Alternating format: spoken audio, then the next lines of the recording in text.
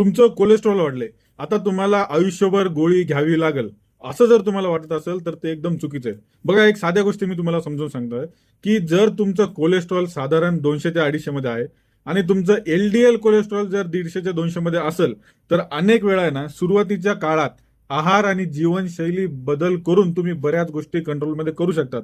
पण यात जर तुम्ही डायबिटीज असाल, तुम्हाला हाय बीपी, स्मोकिंग, दारू किंवा हार्टचे काही प्रॉब्लेम असेल, तर काही रिस्क फॅक्टर असतील, तर डॉक्टर तुमचे औषधं लवकर सुरू करू शकतात.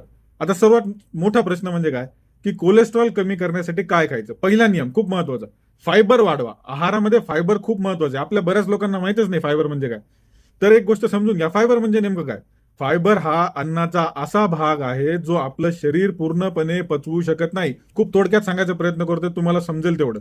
तर ते काय करते, ते एका झाडूसारखं काम करते. कसं?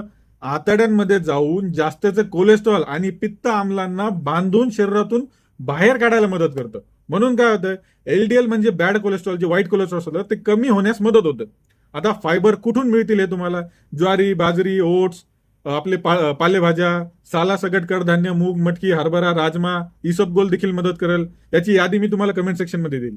दुसरा नियम म्हणजे सॅच्युरेटेड फॅट्स कमी करा. तुम्ही रोज भरपूर बटर खाताय, क्रीम खाताय, बेकरी पदार्थ, बिस्किट, पॅकेजचे फ्रूट, तुमचे फास्ट फूड, हे एलडीएल वाढू शकतात. तिसरा महत्वाचा नियम, हेल्दी फॅट्स निवडा. हेल्दी फॅट्स कशात भेटतील तुम्हाला? बदाम, अक्रोड, शेंगदाणे, तीळ, हे चांगले फॅट्स असतात. ठीक आहे.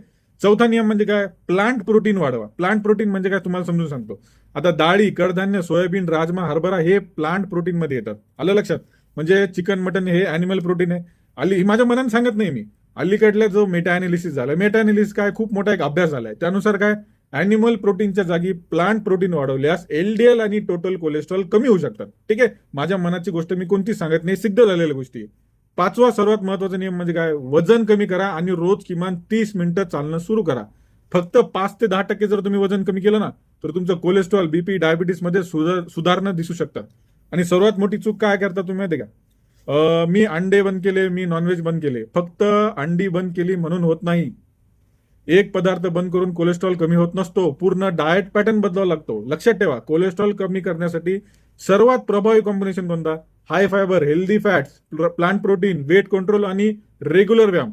एका वाक्यात सांगायचं झालं तर आहारो परम औषधम. आहारापेक्षा या जगात सर्वात मोठं औषध कोणतंच नाही. आहार विहार व्यवस्थित ठेवा, कोणतेच आजार तुमच्या जवळ सुद्धा येणार नाही. डॉक्टरकडे यायची गरजच नाही पडली पाहिजे.